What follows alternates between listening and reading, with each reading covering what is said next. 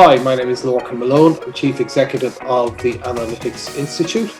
Each year we do an awards event for individuals or organisations who have done something exceptional in the analytics space. We were due to have our awards this year in the Western Hotel. Because of COVID restrictions, we had to go online instead.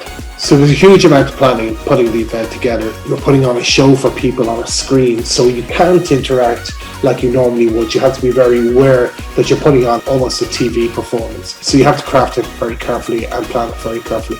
And I have to say the team in the CCD were fantastic in helping us to understand that and then to work with us to ensure that at all times we met the criteria. Quite surprisingly, we found that it was easier to get sponsors for a digital event in some ways than it was for a live event.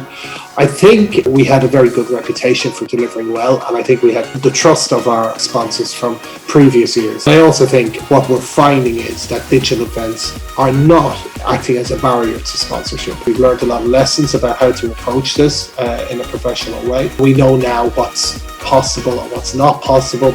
I think what's important with hosting a digital event is planning. It's absolutely understanding what the technology can do for you and what it can't do, and thinking of it as a form of entertainment rather than just a conference or a webinar.